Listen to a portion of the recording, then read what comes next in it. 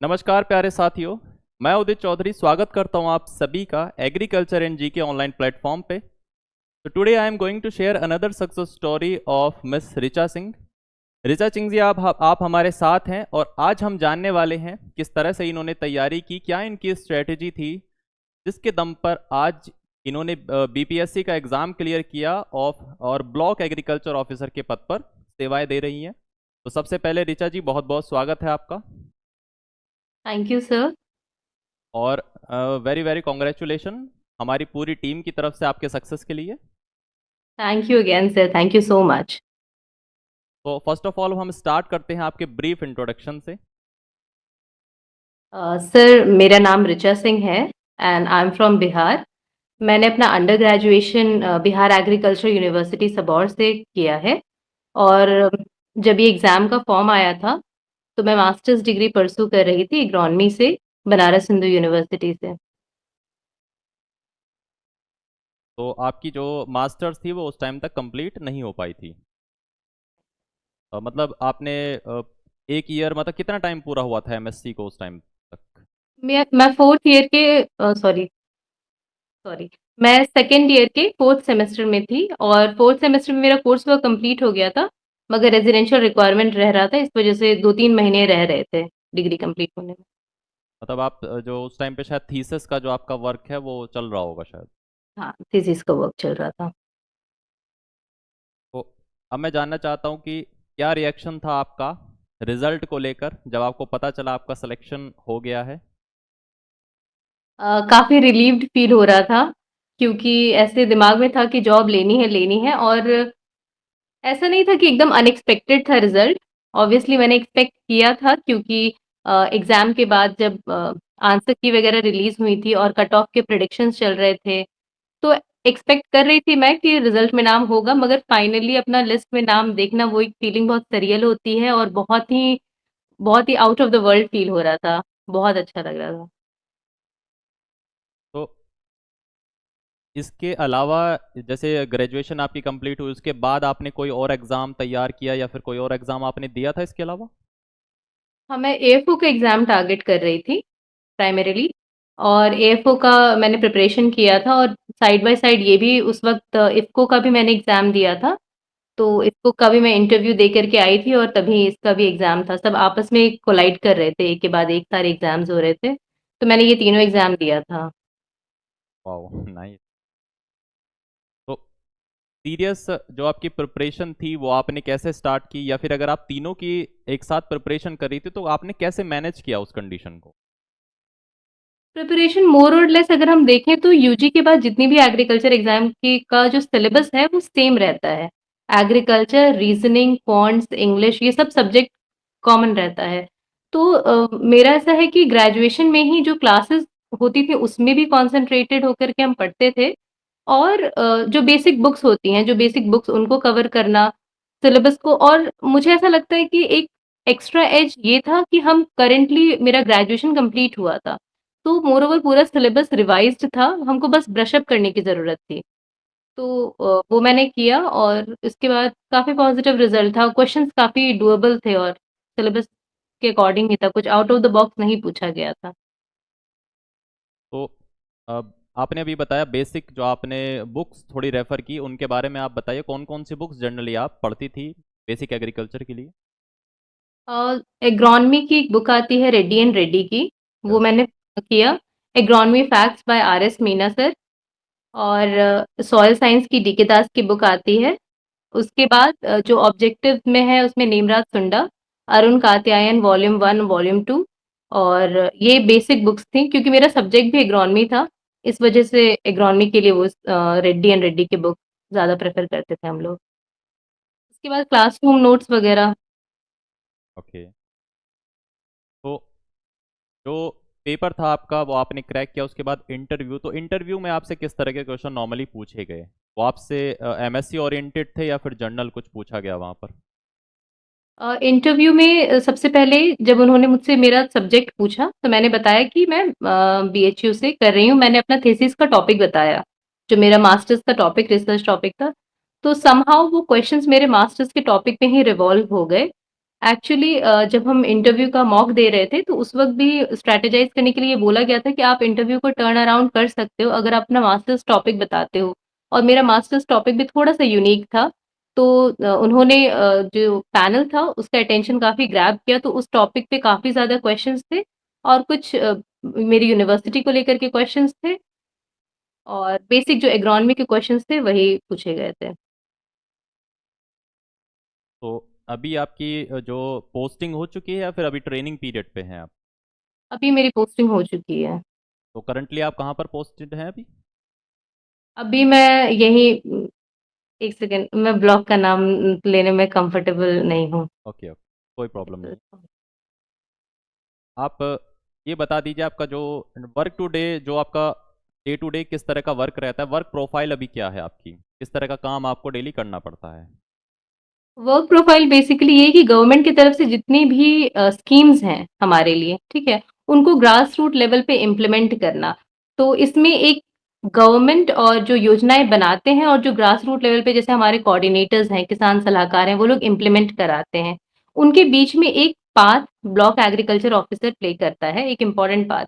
ऐसा है कि हम लोग फर्स्ट पॉइंट ऑफ कॉन्टैक्ट है नहीं किसानों के, मगर अगर कुछ भी ग्रीवेंसेस होते हैं तो वो हमारे पास लेकर के आते हैं और हम as a first point of authority हैं जो उनके प्रॉब्लम को सॉल्व करते हैं। तो कोई भी अगर ब्लॉक रिलेटेड जितनी भी एग्रीकल्चर के प्रॉब्लम्स हैं वो हमसे डायरेक्ट कॉन्टैक्ट करते हैं और कोई भी छोटी माइक्रो लेवल पे अगर स्कीम की मॉनिटरिंग देखी जाए तो वो हमारे स्तर से की जाती है। जैसे अभी फार्मर रजिस्ट्रेशन हो गया या फिर सीड डिस्ट्रीब्यूशन हो गया, तो ये सारे जैसे भी स्कीम्स चलती हैं उन सब का मॉनिटरिंग बीओ के लेवल से होता है। तो अकॉर्डिंग टू यू किस तरह की जॉब है, हेक्टिक है या फिर आप इजीली वर्क लाइफ बैलेंस कर सकते हैं?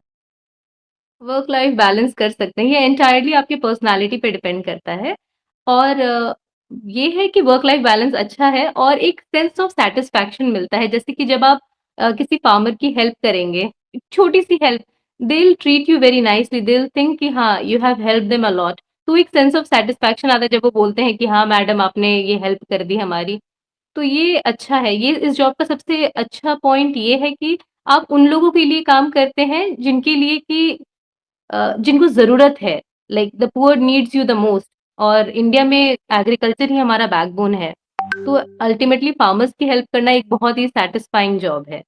तो सैटिस्फैक्शन जॉब में ज़्यादा है। अगर कोई नहीं वर्क लाइफ बैलेंस मेंटेन कर पा रहा है, तो भी उसको at the end of the day he will be satisfied कि he is working for the we know that farmers are very poor, so we are helping them out. So it's a good, great job.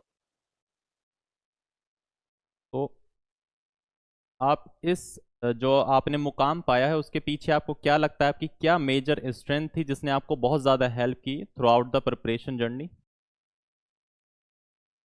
सबसे पहले तो patience चाहिए बहुत ज़्यादा, ठीक है?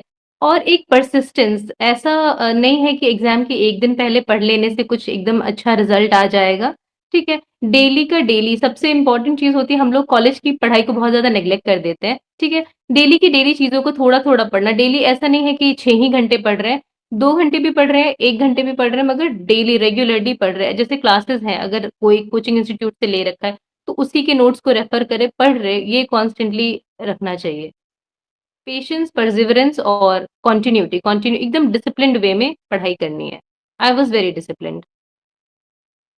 वरना ज़्यादातर कॉलेज लेवल पे ये देखा है कि एक रात की पढ़ाई जो है वो की जाती है।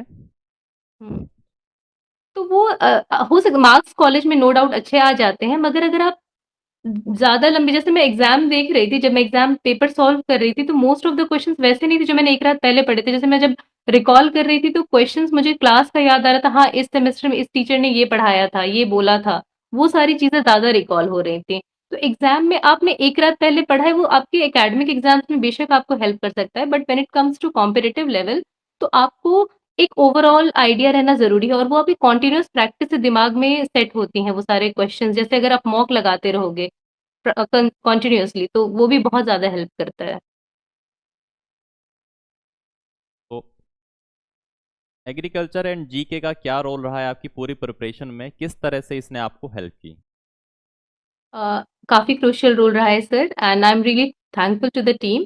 मैंने कोर्स लिया था इनका ब्लॉक आप लोगों का ब्लॉक एग्रीकल्चर ऑफिसर का एंड उसमें मॉक पेपर्स थे। वो उसका मैंने मॉक पेपर लगाया।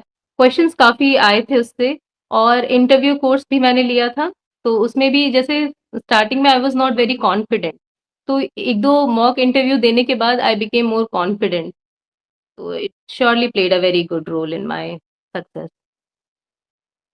जनरली आपका कोई पैटर्न कि आपको कितने घंटे आप डेली पढ़ना है या फिर कितने क्वेश्चन डेली सॉल्व करने हैं, कुछ ऐसा आपका एम रहता हो?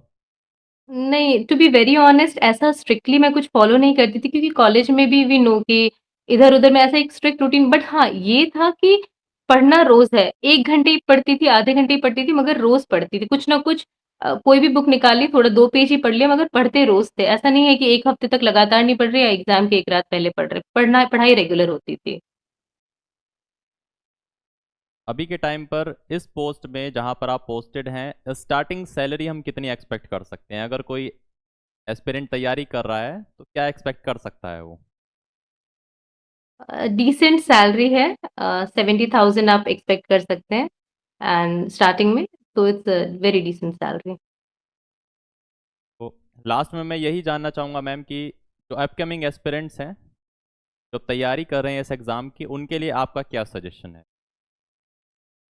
मेरा सजेशन यही है कि डिलिजेंटली प्रैक्टिस करते रहिए। सबसे इम्पोर्टेंट है मॉक। अगर आप कितना भी पढ़ लें, अगर आप मॉक नहीं लगाएँगे तो इवेंचुअली आपको पता नहीं होगा कि आप पढ़ क्या रहे हैं और वो फ्रूटफुल है भी या नहीं। Previous year question papers solve करिए। जो भी एग्ज़ाम का आप प्रिपेयर कर रहे हैं, उसके प्रीवियस ईयर क्वेश्चंस को ज़रूर देखिए क्योंकि वो आपको गाइड करता है कि कैसे क्वेश्चंस पढ़ने हैं। बुक्स में आपको अब क्या पढ़ रहे हैं, नहीं क्या पढ़ना इम्पोर्टेंट है और क्या छोड़ना इम्पोर्टेंट है, ये बहुत ज़रूरी है। और ये गाइडेंस आपको प्रीवियस ईयर क्वेश्चन से मिलेगा। और जो भी अगर आप कोई भी मॉक पेपर सॉल्व करते हैं किसी भी इंस्टीट्यूट का लेकर के एग्री कोचिंग का ही अगर आप ले एग्री कोचिंग एंड जीके का agriculture and GK coaching institute sorry please कर दीजिएगा एग्रीकल्चर एंड जीके है ना। Yes yes. हाँ, agriculture and GK coaching institute का भी अगर आप जैसे मॉक टेस्ट लेते हैं, है ना? उसके भी अगर आप क्वेश्चंस को सॉल्व करेंगे, तो आप ये चीज़ रियलाइज़ करेंगे कि कुछ कभी-कभार क्या होता है ना कि हमें आंसर्स याद रह जाते हैं और एग्ज़ाम में सेम क्वेश्चंस रिपीट हो जाते हैं। तो कभी-कभार ऐसा होता है कि हमें पता भी नहीं होता ये आंसर सही क्यों है, बस हमें ये पता होता है कि आंसर सही है। तो बेसिक कॉन्सेप्ट्स के लिए बुक्स को फ़ॉलो करिए मगर हम ऐसा नहीं कहेंगे कि सिर्फ़ पढ़ते रहने से हो जाएगा। जब तक आप क्वेश्चन प्रैक्टिस नहीं करेंगे तो सब कुछ कुछ भी फ्रूटफुल नहीं होगा। सबकी पढ़ाई के साथ साथ आपका मॉक लगाना, प्रैक्टिस करना बराबर कम ज़रूरी है। Yes sir. तो बहुत बहुत शुक्रिया मैम आपका हमारे साथ जुड़ने के लिए। आपका जो गाइडेंस है वो कहीं ना कहीं एस्पिरेंट्स के लिए एक मोटिवेशन की तरह काम करेगा। Thank you so much, sir. Thank you so much. I really want to thank Agriculture and GK once again for calling me and for helping me during my examination days, preparation days. तो हमारी पूरी team की तरफ से एक बार फिर से आपको बहुत बहुत कॉन्ग्रेचुलेशंस। Thank you ma'am.